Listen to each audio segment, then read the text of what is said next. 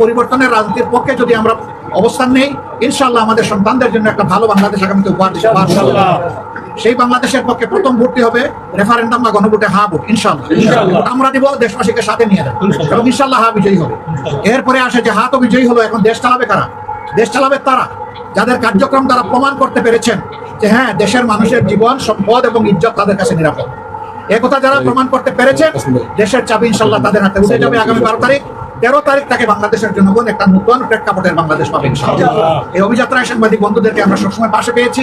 আমরা আশা করবো আগামীতে আপনারা আমাদের পাশে থাকবেন এবং মিডিয়ার মাধ্যমে দেশবাসীকে আপনারা আমাদের এই কথাগুলো আপনারা জানিয়ে দেবেন। এই কথাগুলো বলেই আমি আজকের এই অফিসের শুভ উদ্বোধন আনুষ্ঠানিকভাবে ঘোষণা করছি। আল্লাহ তাআলা এই অফিসকে আগামীর স্থানকৃত বাংলাদেশের কার্যক্রম পরিচালনার জন্য নির্বাচন পর্যন্ত কবুল করুন। পরেরটা পরে দেখা যাবে ইনশাআল্লাহ। সবাইকে ধন্যবাদ। সবার কাছে আমাদের সালাম, দুয়ার দরখাস্ত।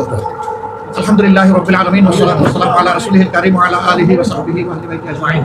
ইয়া রাব্বুল ইজ্জাত আরহামার রাহিমিন, এদেশের মানুষ বড়ই মজলুম ছিল আল্লাহ। আল্লাহ এই মজলুম মানুষগুলোকে তুমি সাহায্য করো। আল্লাহ 12 তারিখ যে নির্বাচন হবে, এই নির্বাচনকে সুস্থ, নিরপেক্ষ, শান্তিপূর্ণ করে দাও। ইয়া রাব্বুল আলামিন, তুমি জানো গতকালও আমাদের একজন ভাইকে নির্মমভাবে খুন করা হয়েছে। আল্লাহ আরো 3 জন ভাই খুবই ক্রিটিক্যালি ইনজিওর্ড, আমরা জানি না তারা বাঁচবে কিনা। আল্লাহ তাদের যদি হায়াত থাকে তাদেরকে সুস্থতার নিয়ামত দান করো। ইয়া রাব্বুল আলামিন, আর এই অপকর্ম যারা করছে তাদেরকে বুঝ সুদ দান করো।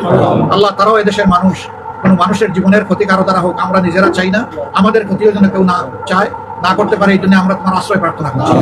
আল্লাহ একটা সুন্দর, একটা সুস্থ, একটা শান্তিপূর্ণ নির্বাচন তোমার কাছে আমরা আশা করি।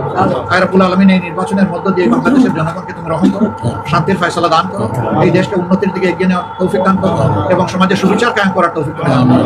সুবহানা রাব্বিকা রাব্বিল ইজ্জাতি আম্মা ইয়াসিফুন ওয়া সালামুন আলাল মুরসালিন। আলহামদুলিল্লাহ।